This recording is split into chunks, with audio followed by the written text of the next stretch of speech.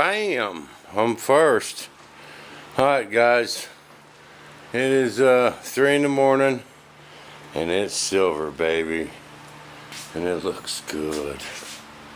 Not only is it silver, it came out awesomely good. It's a perfect night for painting. Not a bit of wind. I hope I'm that lucky when I clear coat. I know it'd be worth planning this out just right, guys, but this came out good. Wish the lighting was better, but it looks pretty, man. When panel lines really pop out and rivets.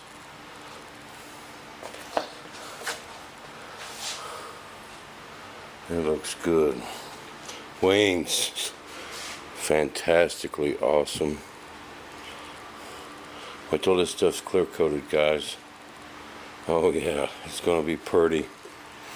Now I heard a couple guys saying that if you buff this with a lint-free cloth before we clear it, just like that chrome stuff, it'll be shinier. So we might have to try that. But these wings came out good. And they look freaking good.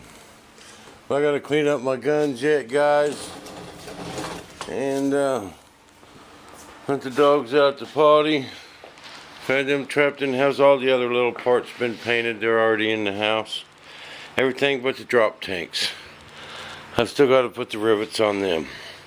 But I got Calvin, old Flash, coming over tomorrow to help me lay out these paint masks. He's coming over in the morning about 10 o'clock.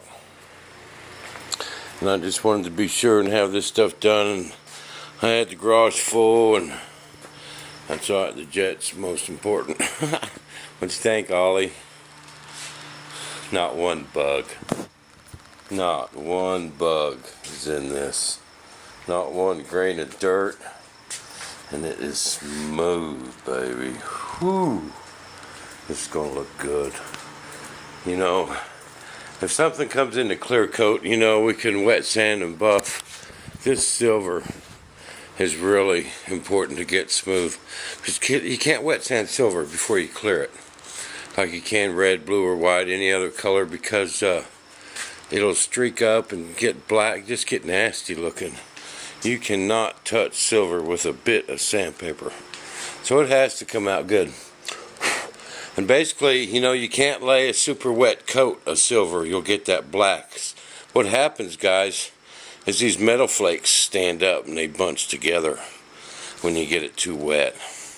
You want that metal flakes laying flat. You know, and you gotta use super thin coats, just super thin.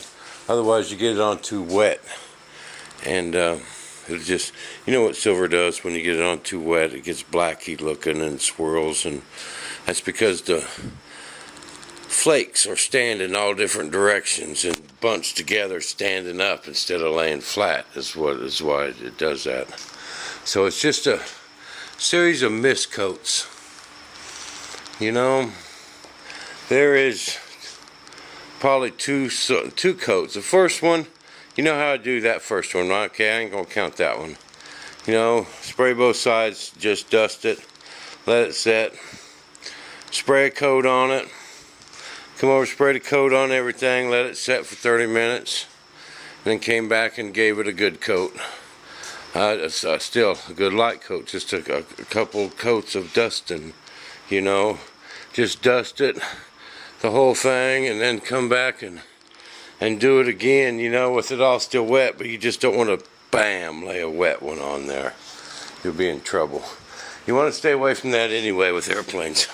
See, a guy who taught me a lot about painting, he's doing a body shop. And you didn't want to let him paint your airplane, man. He'll have runs all over that thing. He thinks, you know, really, if you don't get runs in your paint, it's not wet enough. And he has this little file thing and a couple stones. He can take a couple big old runs out, no big deal to him, you know, but he's not trying to get a light paint job. You know, he lays that stuff on there, man. Oh yeah, get a big old sag, and he don't care. He'll come back with his little file. It's about 1.5 inches long. It's got big old teeth on it, but it just cuts the paint down, you know, and then buffs it out, you know, wet sands it, whatever. And I try and get away from that. There's not one run on this whole airplane on not one of these parts. Just gotta be careful. You gotta listen to this guy on this shoulder, not the guy in that red suit on that shoulder. This guy saying, stop, that's enough. And this guy saying, I'll give it one more wet one. You gotta listen to this guy. But alright guys, I gotta get cleaned up and let the dogs out the potty and get my butt to bed. Old Calvin's coming over in the morning, so we'll see you guys back in the shop.